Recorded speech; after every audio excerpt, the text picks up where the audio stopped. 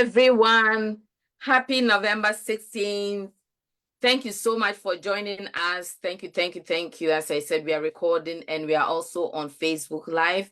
And you can find our sessions, past sessions, on our YouTube channel, Breaking Through Immigrant Voices. Please go to YouTube. And it's also, we have another channel on Facebook as well. Please go to YouTube. You can listen to some of the recordings that we've had in the past. So thank you very much. Welcome again from all over. I see you, and thank you, thank you, thank you. My name is Marian Amwa, and I'm the author of Breaking Through, an Immigrant's Handbook for Thriving in the American Workplace.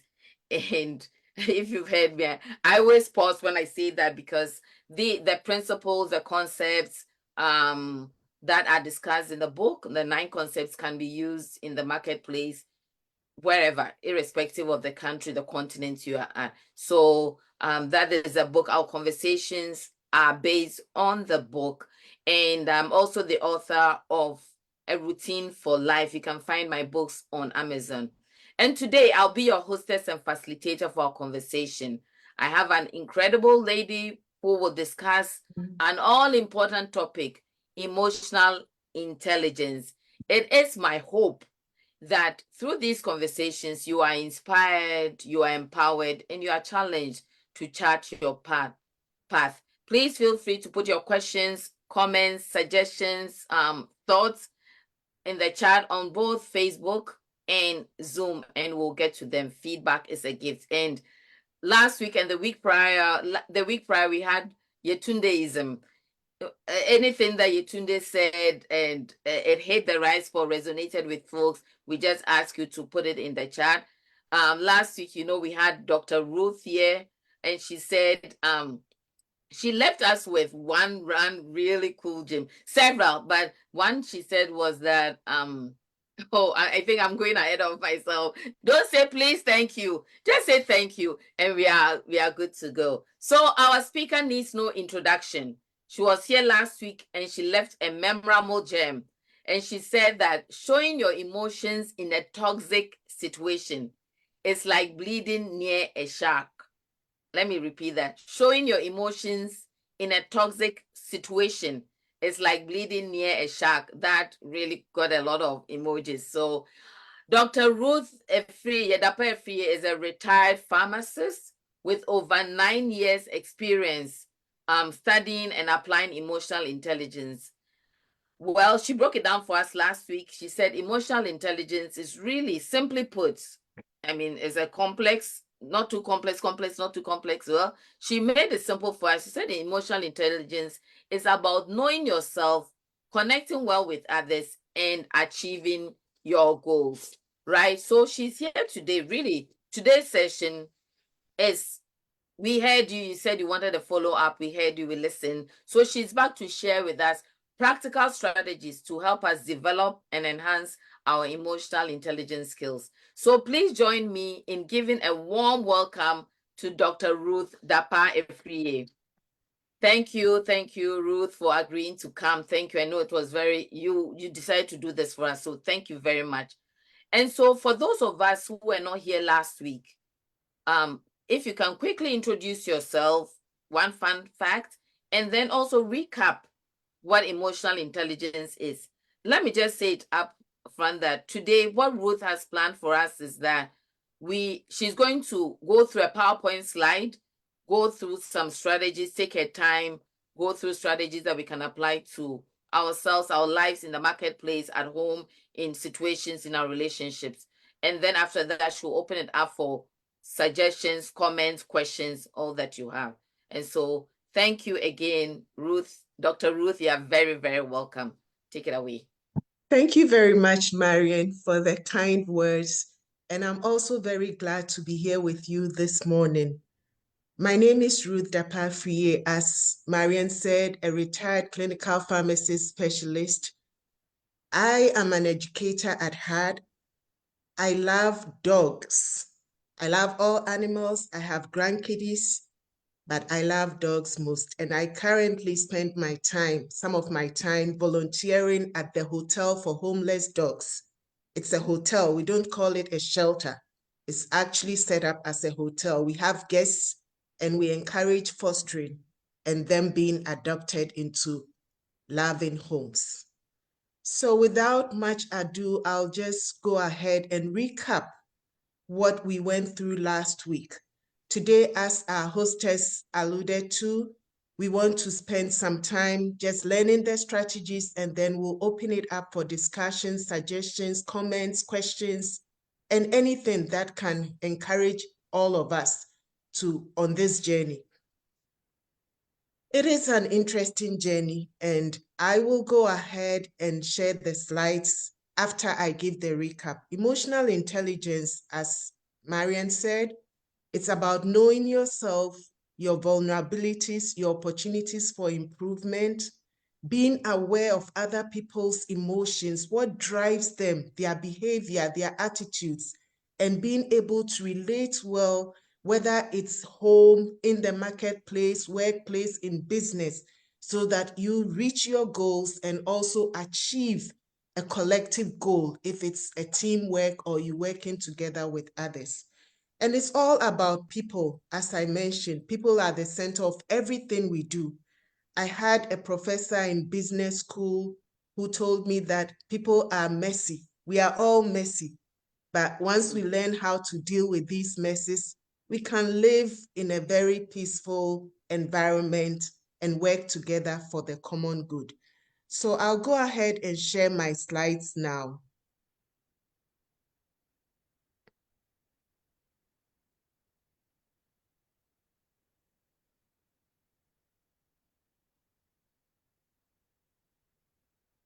No. Do you see my slides? Yes, we do. You can make it I'm big. going to make it bigger. Yeah. Yes, perfect. But I have to go to the first page. I'm sorry. The first slide. That's fine. Don't know why it opened on the last one. Okay. So as you can see on this slide, emotional intelligence strategies is just like a workout between the front brain and the hind brain. The physicians and the anatomists, bear with me, I try to simplify this.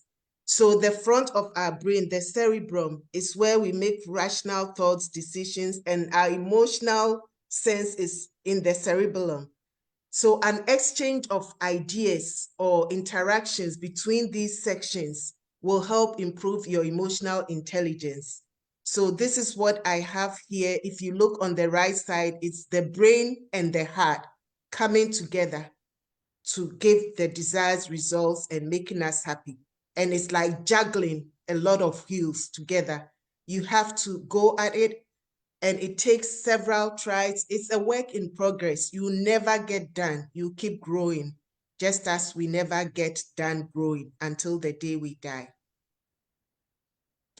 So what are the emotional self-awareness strategies? Let me move this. Self-awareness, as we described earlier, is being aware of yourselves, your emotions, your vulnerabilities, your strengths, and how you can apply these to yourself and to relationships.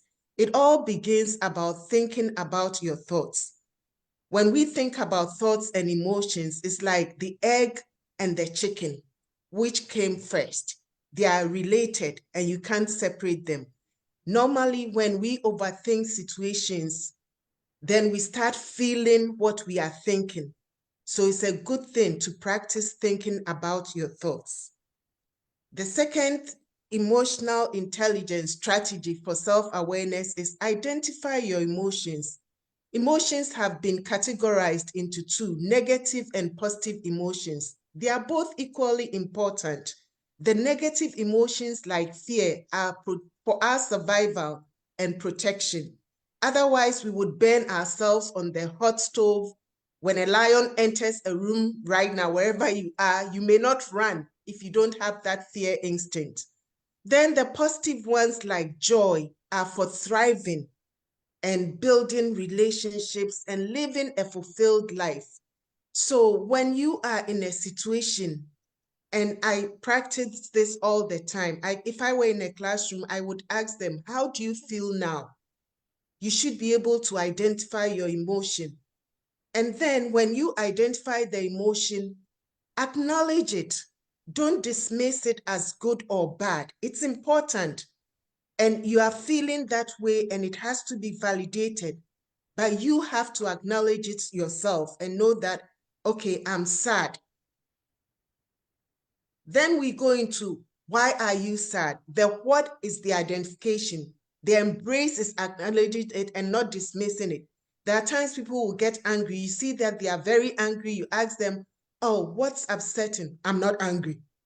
If you watch their body language, you know they are angry. But sometimes we don't watch. I'll get to that when I talk about relationship management. So please, please, please, right now, take a moment. How are you feeling? Don't dismiss it.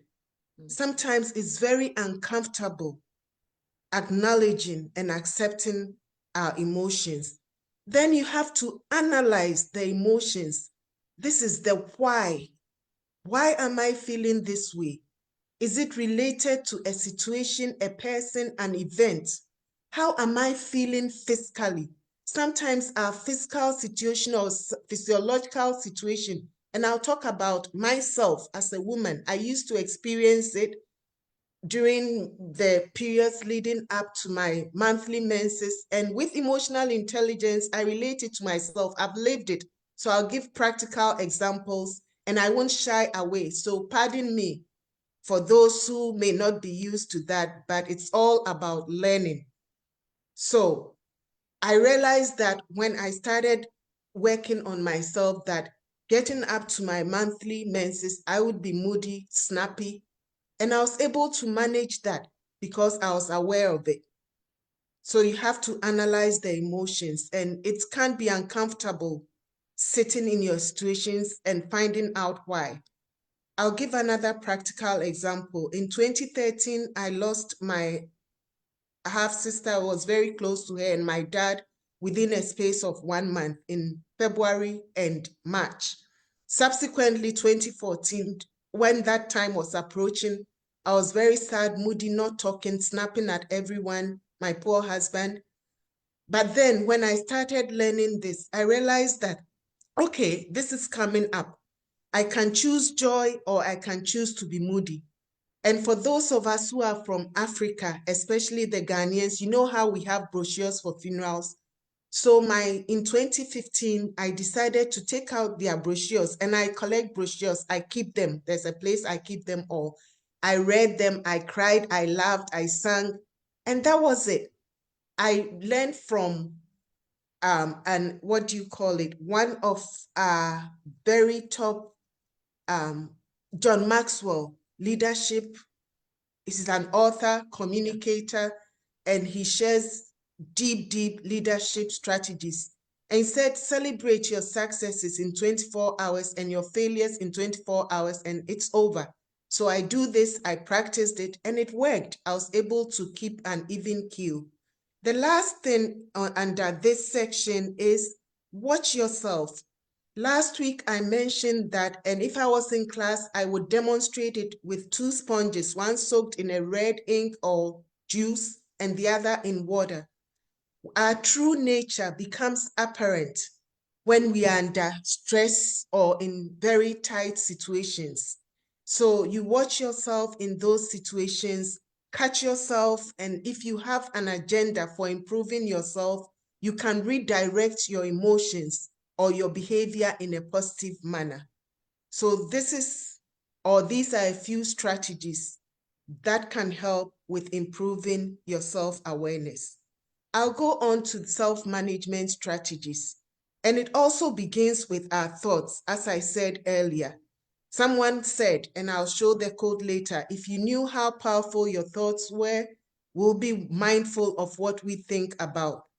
And I did mention also that physiological conditions, situations, or even events in the past can influence us and our behavior as it influences our emotions. So we have to think about our thoughts again, and then we have to prioritize, take time for ourselves. When we are flying on an airplane, we are told that if the air mask deploy, put yours on before you help your child or somebody who you are taking care of. We need to take care of ourselves before we can take care of others. And with prioritizing, I relate it to the book, Having Two Bosses. Our author had mentioned she had two bosses.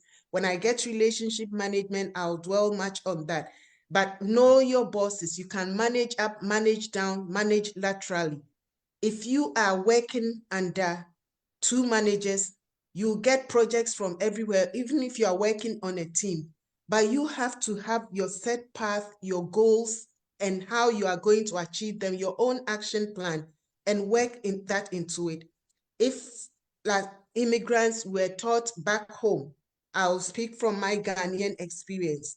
When your boss speaks, it's likely you won't talk back. When they give you work, you may not say that it's too much, but you have to learn to speak up. And this is one strategy I employed. There was a time people had left and other people's jobs were given to me. My table was full. I'd bring work home in the night, working on it at night. I had to approach my boss and tell her that there's too much things to be done, so she should help me. Which one is most important to her?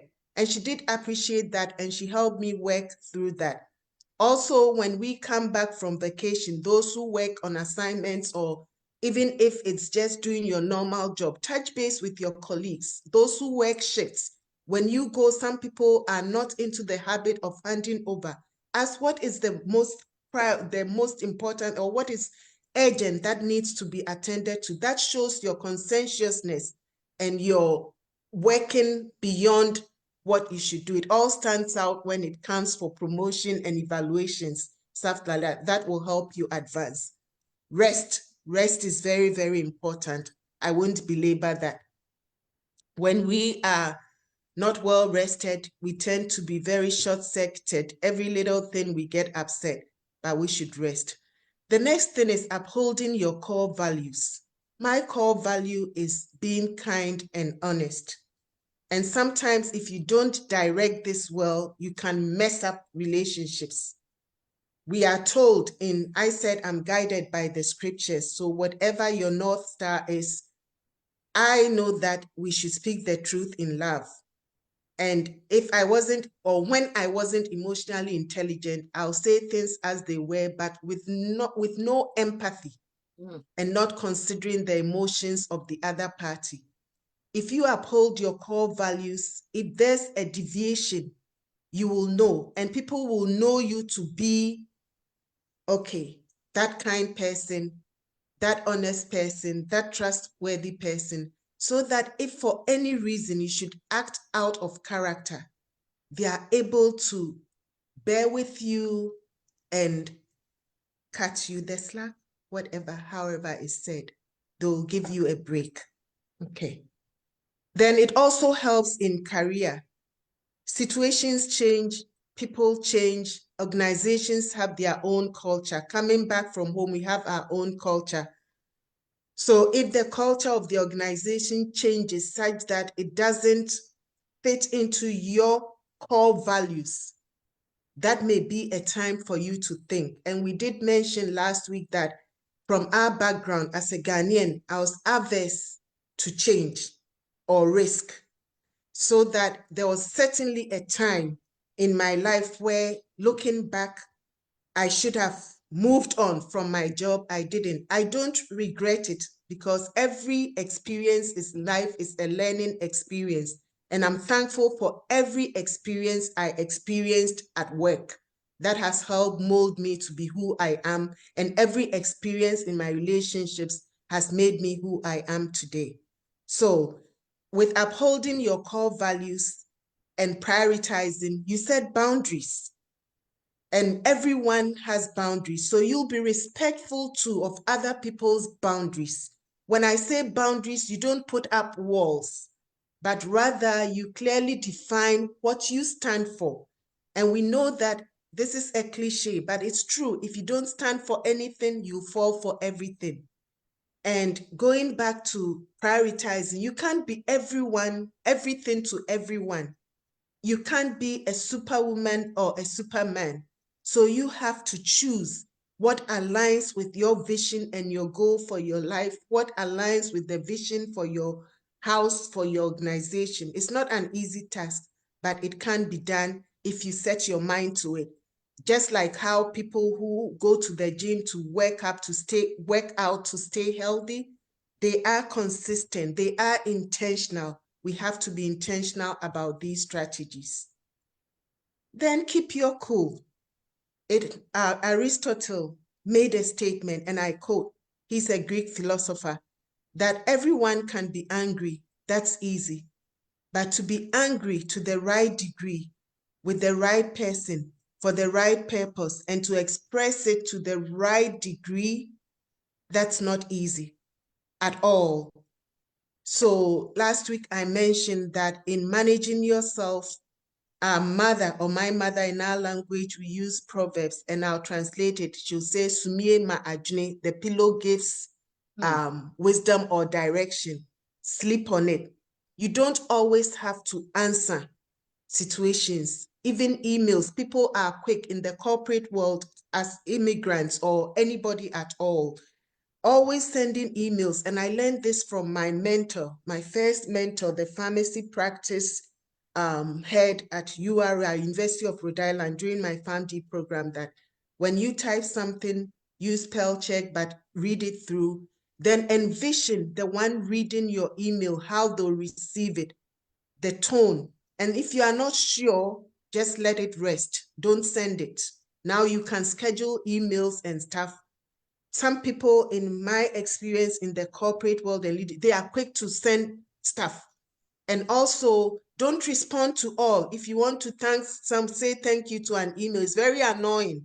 These are tips that you may not be taught, but I'm not belittling us, but it's something that I learned, which is helpful. And also respect other people's time and don't waste their time with unnecessary emails. Wow. Engage in periodic self-reflection. Please engage. A life not examined, or an unexamined life, is not worth living. As I talk about this last week, when we finished this and I got the recording, I watched it and I realized that I did not complete some of my sentences, which goes against an emotional intelligence skill. That's effective communication. It should be clear, concise, concrete, and comprehensive. I was so mindful of the short time that I was just rushing through stuff and did not complete some of my sentences. So I'll do better today once we get into the discussion portion. I'll move on to the next section. Seek feedback. Feedback is very important. Some people don't know how to receive feedback. And I read, this is a true story, I read in one of my books, the many books that I read, that there were two young interns working in a corporate environment. And the project manager gave them assignments. Both brought the assignment back. The project manager gave constructive feedback.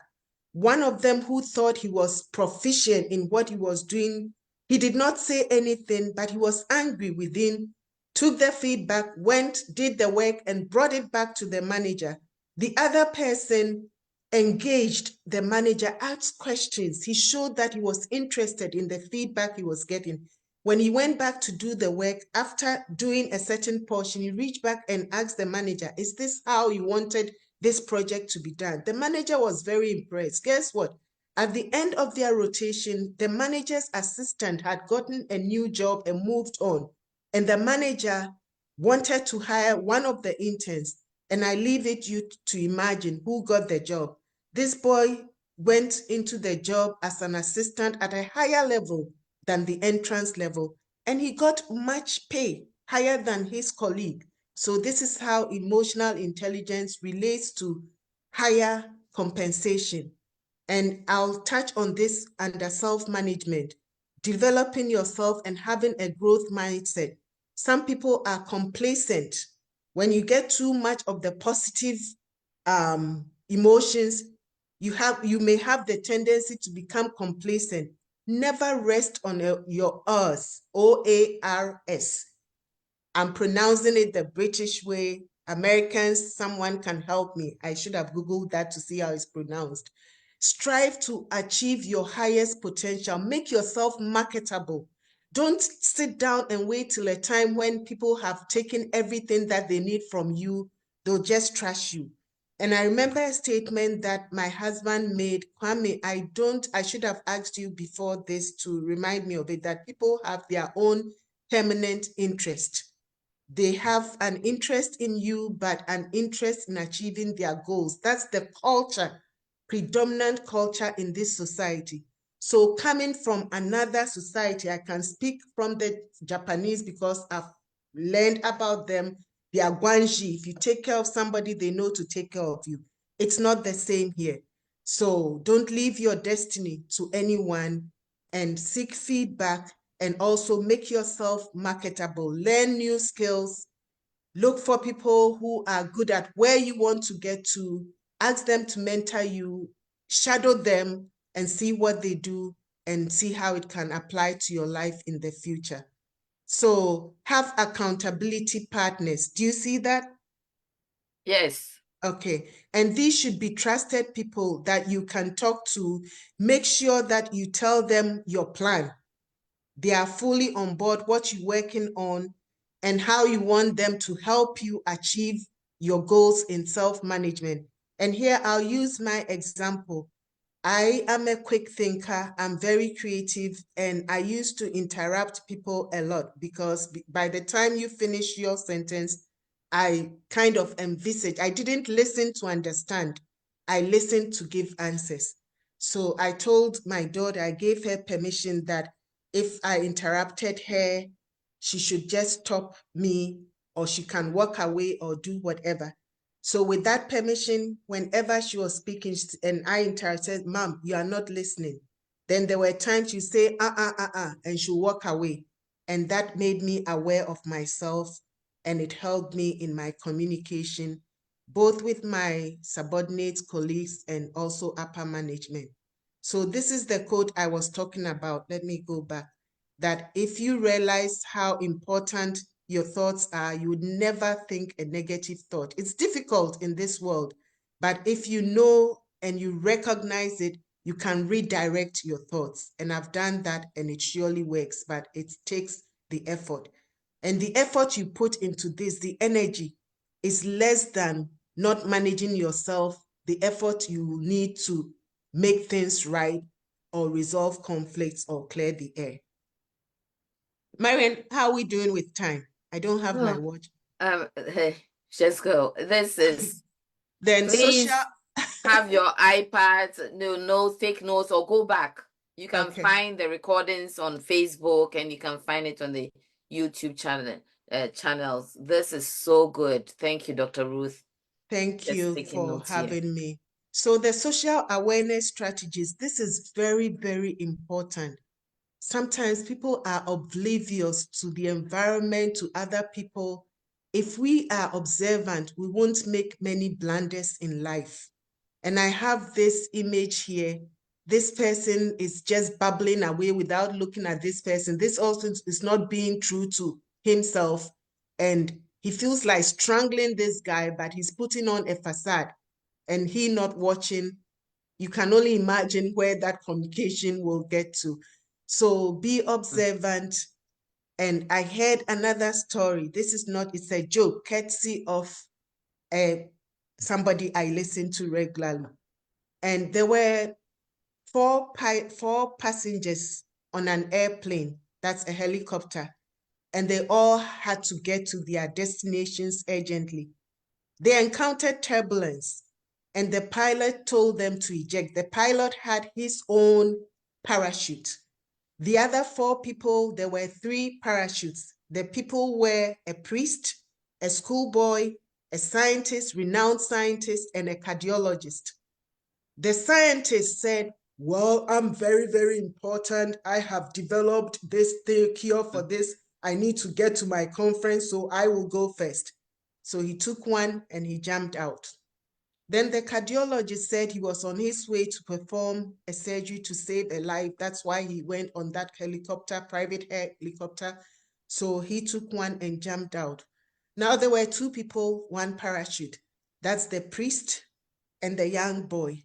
The priest said, "My dear son, I know where I'm going. I'm advanced in years, so you take the parachute. I'm ready to meet my maker." The schoolboy just looked at the pilot and the priest and said, "Father, you know what? The scientist who jumped out first, he took my school bag and jumped. There are two parachutes for us." So both the priest and the young boy were saved. The scientist had jumped out with the boy's backpack. Okay, so we should be very observant and respond to situations in a good way.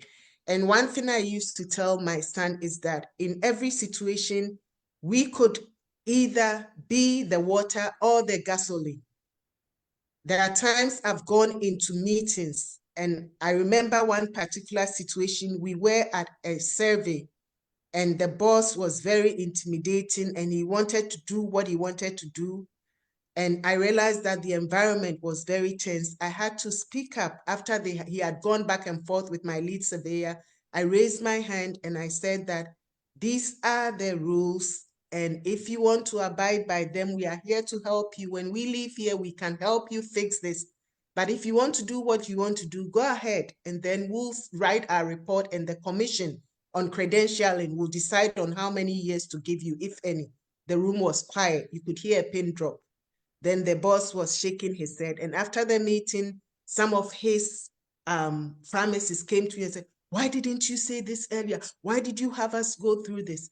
No, you have to speak less and listen more, because I had to understand his reasoning for choosing to do what he did, and it wasn't a valid reason.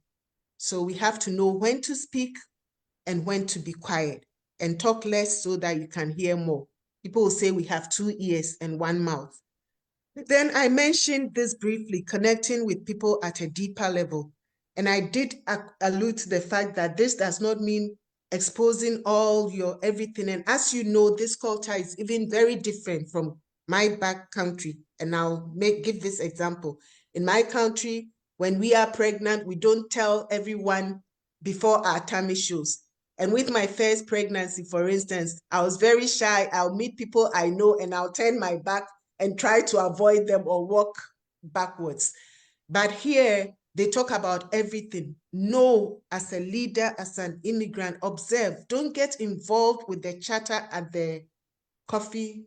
Marian, help me out. I'm drawing a senior moment. Coffee pot, coffee stick. Water cooler. You can water cooler. Thank you. Know when. But connecting with them is knowing what they care about, what they are passionate about. Somebody may approach you or ask a leave because their mom is having surgery. As a sensitive person, it is only nice to follow up. You tell me that, how can you do all this on top of your work? If you truly care and you are focusing on the most important things, you have time to connect with people. When they know that you care, they'll care about the things that you care about, and you have to expend very little energy in getting things done to get the desired results. Then practice active listening skills. I won't delve much into this, but I mentioned earlier, listening to understand, not to give answers. Sometimes all people need is your listening ears. That's true. And you don't have to respond immediately, but acknowledge that you've heard, validate their emotions. We'll talk about it under relationship management. Also, follow up, be conscientious. When you said you follow up on something, follow up. Many times I hear in working with my colleagues across the ocean, Atlantic Ocean, they'll tell you, "I'll get back to you," and they never get back to you. You have to follow up. If you keep your word, being trustworthy is a basic foundation for building trust. When you say, "I will do that," follow through, even if it hurts. And it's in my guidebook too. It's in Psalm 15. My mom made me learn this. We memorized this when I went back home, even in her old age, that you who will ascend into the place where our Almighty God lives, one who keeps his word even when it hurts. So Please be mindful. And because of that, be mindful of what you say or what you commit to. And our hostess wrote in her book how she was taught to say no. Yes, I was also taught to say no by my mentor, that you cannot do everything. No doesn't mean you behave like a 2-year-old who says no, no, no, no to everything. If you say no to everything, you miss opportunities. Mm-hmm. When you should realize what opportunities align with your goal and the organization's goal. Otherwise, people will ride on your back to achieve their goals and you'll be left flat on your face. So, no, you can say, I can't do this now, maybe later. Or can we revisit this at a time when I have less things to do? Be mindful, your no should also be communicated in a respectful manner and also leave the door open. There are some no's that should be absolute, things that go against my core values. I will not even consider it. I'll let you know that, well, you know that I can't really do this because of A, B, C, D. So let's find another way. And when you say no to something too, you should be ready to give an alternative idea. That shows that you are vested in that project or whatever it is. Then be sensitive to the environment. I won't dwell much on that. You can either pour gasoline and cause explosions, or you can tamper the environment by your words, your actions. Sometimes just your look or your smile can change a situation. You'll be amazed how that works. Then be aware of culture. I talked a lot about this in our past things, and here I gave an example of not being able to maintain eye contact. How a mentor helped me. I talked about please, thank you. And I want to throw in another one here. We should be mindful of apologies. And I'll give a practical example.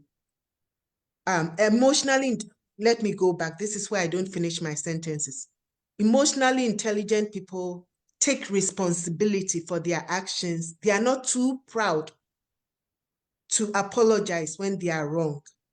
But there are some situations, some people are, oh, I'm sorry, I'm sorry, I'm sorry. No, that does not show confidence. And I'll give an example of something that I did that I realized afterwards that I shouldn't have apologized for that.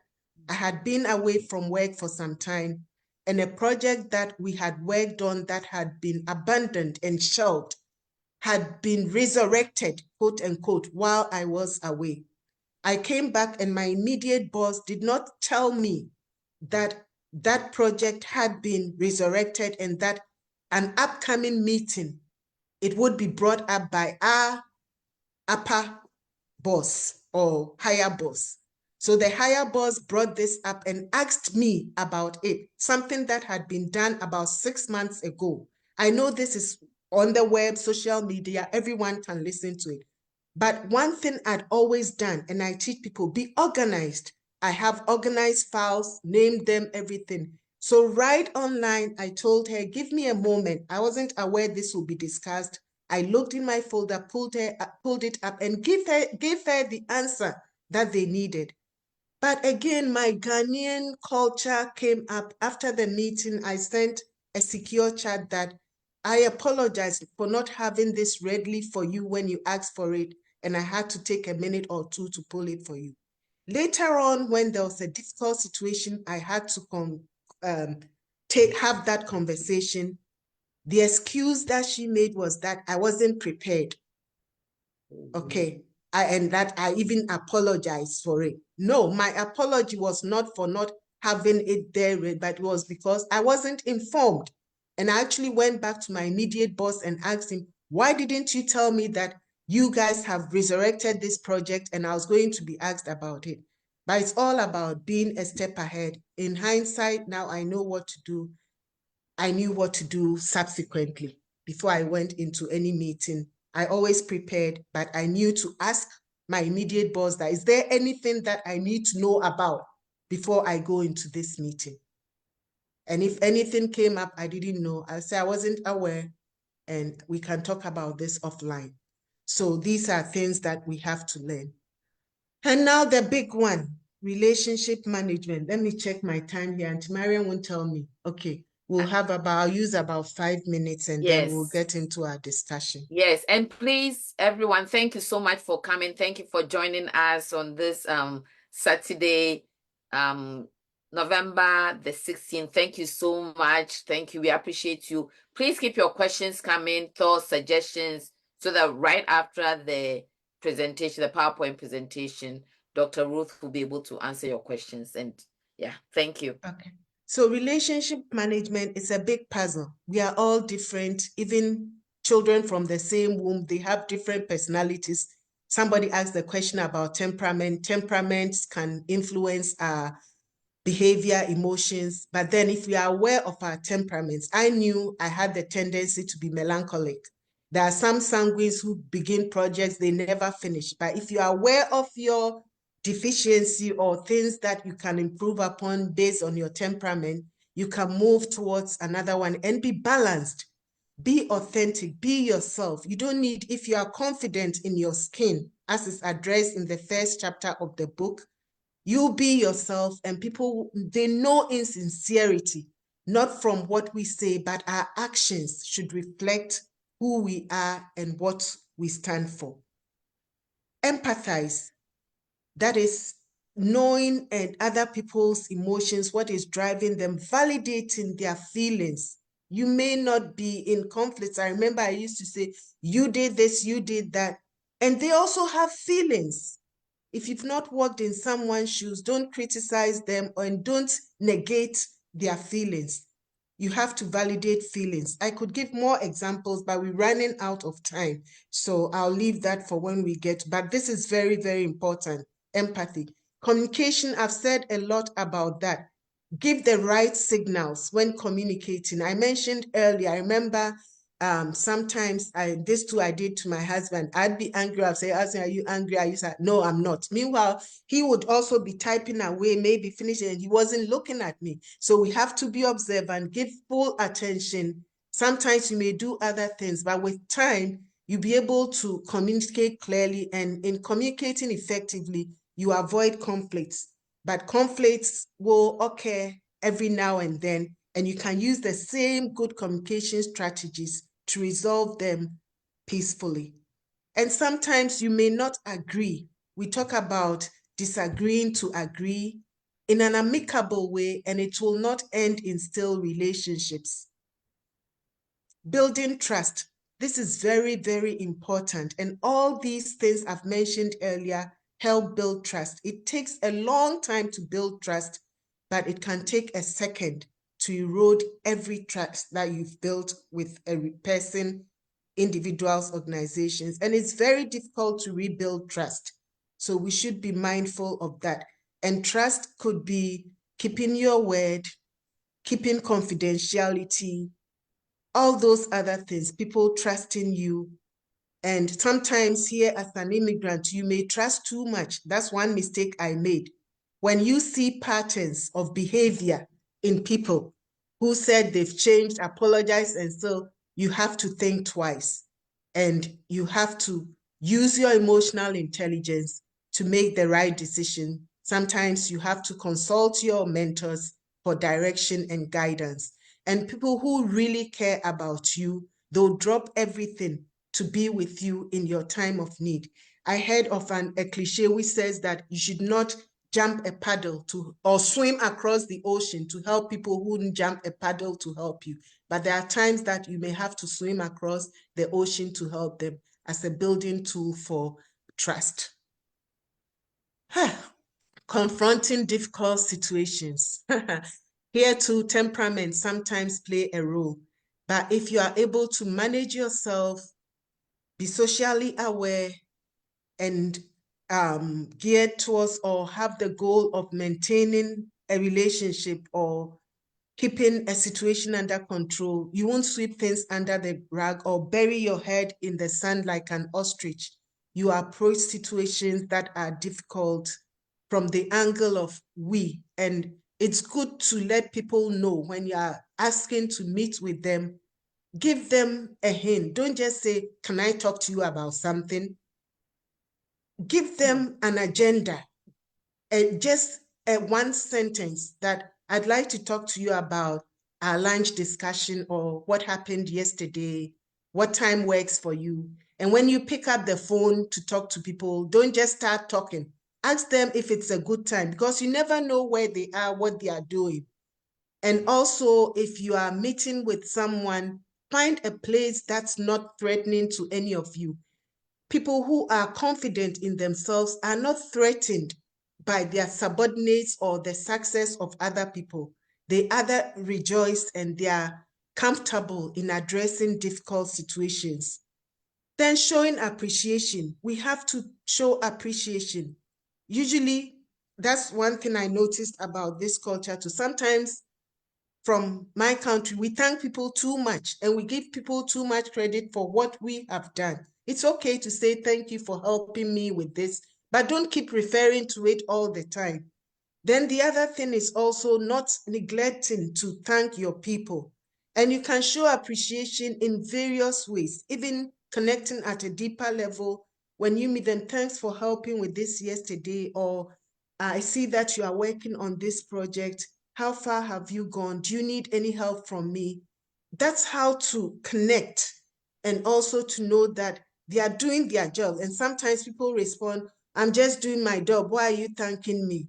It's your job, but if you don't do it, I'm responsible. So I appreciate you doing your job so that we can get the whole job done. Take feedback well.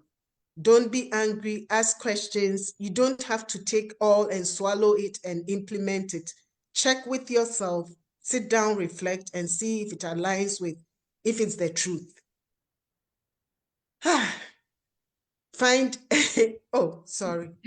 Find, find an accountability partner. So after all this, what next?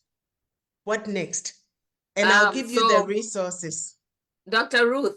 Yes, my There dear. are lots of comments, and I've just been listening. What I know that I have to do is go back and take my time and listen, because this is a lot of great information.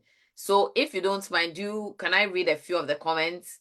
I might not get, or do you want to finish? Let me just, this is the Okay, last one. 3 minutes, okay. 2 minutes to finish this. If you don't have a plan, as they said, if you don't plan something, you fail. If you fail to plan, your plans will fail. So make sure you plan and write it down. If it's not documented, you won't do it. Hold yourself accountable. Find accountability partner, consistently evaluate your progress periodically. And these are some helpful resources. If you can't get any of this, is the most recommended one. And also you can go on mindtools.com and find emotional intelligence materials. They have a self-assessment tool, which I use online in my teaching, but I only have permission for it to use it in teaching. So I did not give that link. But if you go to emotional intelligence, mindtools.com, you find a self-assessment skill. All done. Now, what questions do you have for me? Let me take my stop sharing, and then we'll have the discussion. Thank you for listening. Okay. There are so many comments. So we can't get to all of them because we only have 10, 12 minutes. Okay, let's read a few of the comments here. Once again, welcome everyone. We are on part 2 of emotional intelligence with Dr. Ruth Dapai, who is giving us strategies on how to develop, build on, enhance, improve our emotional intelligence.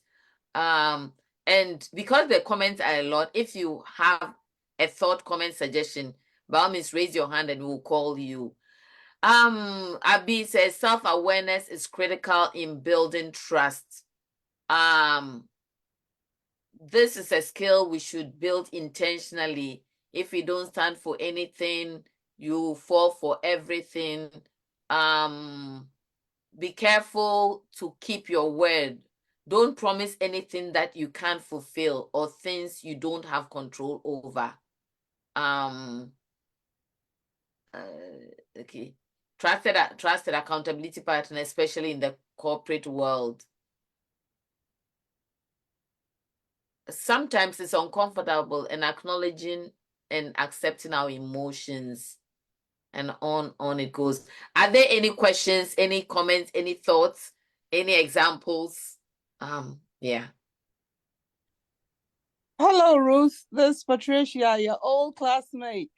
Hi, Pat. How are you? Thank you for joining us. You're welcome. I have a question. What about the gaslighting colleagues and workers that we have? How do you respond to that? Yes, that's a good question. Sometimes silence is the best answer. Keep your head up, stick to your values, don't take responsibility for somebody's error. And people may have opinions about us, but their opinion should not be our reality. I talk about communication being concrete, comprehensive, concise, and clear. So if someone is trying to gaslight you, go back to the expectations you set or draw their mind to whatever situation it is that they are trying to transfer the blame onto you. And in a few words, make your statement and stick to your ground. I don't know if that helps. If you gave a practical example, then I could maybe help more with that. But I've also experienced a colleague who gave me, no, a subordinate actually, gaslighting. Eventually she was let go. She did herself in, as they'll say. But don't let anybody push your buttons or put the blame on you for their inactivity or negligence. Does that answer your question?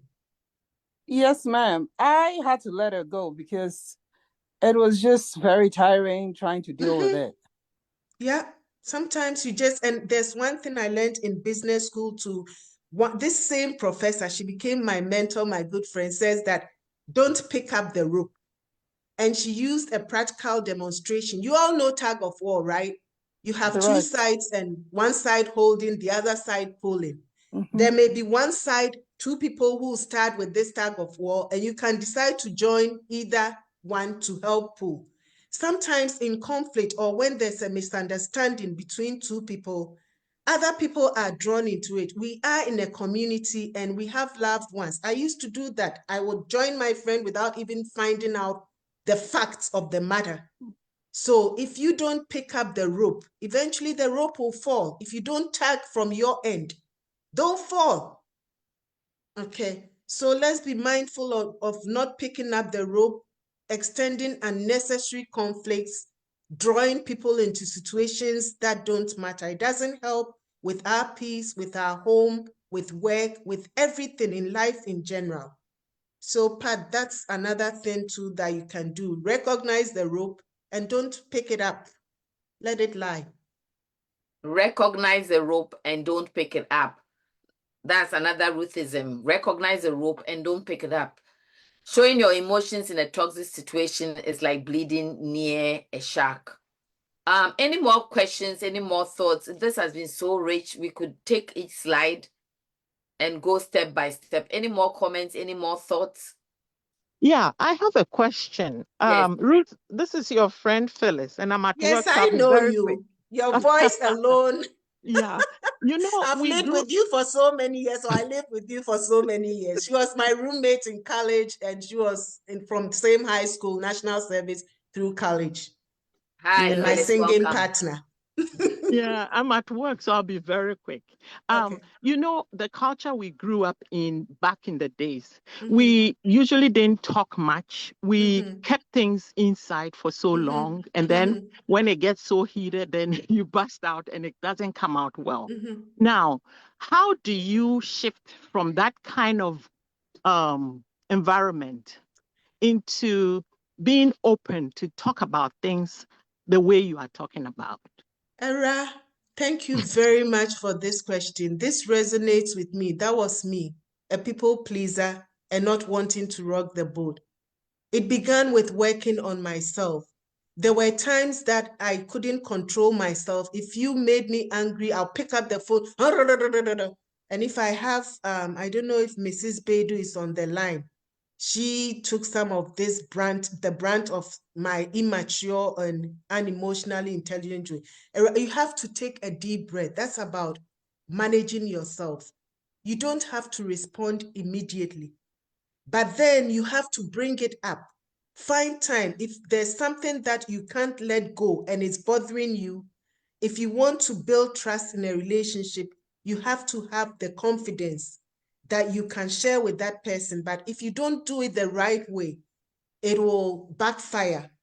So when you are managed, well rested, you can bring it up in a calm situation, find out when they are also available, and sit down and talk about it. And I usually tell people I counsel or coach or mentor that don't do it when you are tired. And if possible, when you are bringing such situations out, do it in person so that you can read the entire body language, and that will give you more perspective about what is going on, what was going on in their mind at that time. I hope that helps. Okay, but let's not keep stuck to ourselves. I used to keep stuck, then I'll lay it all out. Sometimes my husband will say, when was that? Well, we should keep short accounts, and that helps. Clear your mind. You should go to bed. And again, my compendium or my guide, which is the Bible, tells me that do not go to bed angry. Yes, sometimes you can't deal with it. Find a good time. And if you are well managed, self-managed, you can wait till the appropriate time. You don't need to rush to get your thing. And obviously, sometimes after waiting, you realize that, oh, this is nothing. And the person did not mean evil. And the things just fall off. Thank you. Thank you for joining, Era. Talk to you later. Thank you. Thank you so much. There's a lot. You have shared with us a lot of strategies. You know, I know they're asking for a friend. I'm an immigrant, and there's that fear of confronting, whether it's your boss or even sometimes a colleague, right? How do you, maybe one last tip, how do you manage that, getting out of that fear, being bold? Last week, you shared an example of you had to talk to a boss and you asked to go to a neutral place, taking that power play. You know, if you can just give one or two, that would be good. But I'm already seeing somebody say we need part 3, please, with a focus on how emotional intelligence helps with emotional connection and how it builds marriages overall. So Yeah. do you want Dr. Ruth to come part 3? That will probably be 2025, but you can say yes, put an emoji, a thumbs up. Dr. Ruth, part 3 is required. But if you can answer that question, we have 3 minutes. Yeah, you have to be bold. And that comes with knowing yourself, knowing your gifts. It says there's a saying in the Bible, I think it's Proverbs 24 something. It says that a man's gifts will bring him before kings. And a man's gift is not gifts that you are presenting to them alone. It could be part of it, but what you have been endowed with by your maker. And you'll be surprised, those who even look down upon us because of our skin color, our accent, our nationality, they respect our intelligence. And there was a time I told myself and I told the people I report to that I am not giving my intellectual property free of charge again. And I went mum. And I had a one-to-one with my immediate boss, and he said, please, we value your contribution. We need you to talk. You don't, and there's another saying, don't cast your spells before swine. So when you have managed yourself well and built your confidence, you will not address these confrontations. That's why I said dealing with difficult situations. I don't like the term confrontation.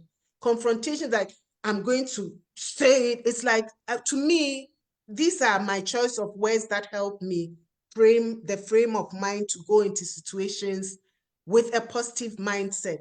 Confronting, to me, it means that you're going to achieve something for yourself. No, I'm going to clear the air. I want this to work. So whatever I don't understand, I'm going to ask questions. So you ask open-ended questions. For instance, yesterday you said this and that, I perceived this, or I was made to feel, or I understood that. They start with you. When you, I mean yourself. Address it from your perspective, because you don't know what the other person was thinking, or you can't make assumptions. Okay, so be bold and courageous. Otherwise, you won't get anywhere. I had to learn that. Be bold and courageous. Know your worth. WORTH. Know your worth And ahenepa enkasa, as it said in the book, don't go touting yourself, boasting, be humble yet confident. Wow, thank you so much, Dr. Ruth. People are already clamoring for part 3. Know your worth, know your value. The book that she keeps on referring to is Breaking Through, the Immigrant's Handbook for Thriving in the, let's put workplace, marketplace, relationships, in situations. Thank you so much. This has been very enlightening by the comments. People are asking for part 3. We will talk about coming back but I would highly recommend that we all go back to listen to what Dr. Ruth has shared. There are some resources as well. You can listen to the recording, the session on Facebook, or you can listen to it on YouTube, Breaking Through Immigrant Voices. Breaking Through Immigrant Voices. And thank you all so much. Really, really appreciate all of you. Grateful for all your comments, and let's go conquer. Let's go do it. Let's go develop and build on our emotional intelligence. It will serve us well in situations. It will serve us in our spheres of influence. It will serve us in our in the marketplace and various places. So Dr. Ruth Dapae-Friye, I can't say thank you enough. Thank you for coming. Part 1, part 2 have been great, and I'm sure there'll be a part 3. Thank you all, and enjoy the rest of your day. Thank you all so much. You're welcome. Thank you, everyone. I see many friends. Sister Minnie, thank you for joining us, and all my friends out there. God bless you all. Bye. Bye. Thank you.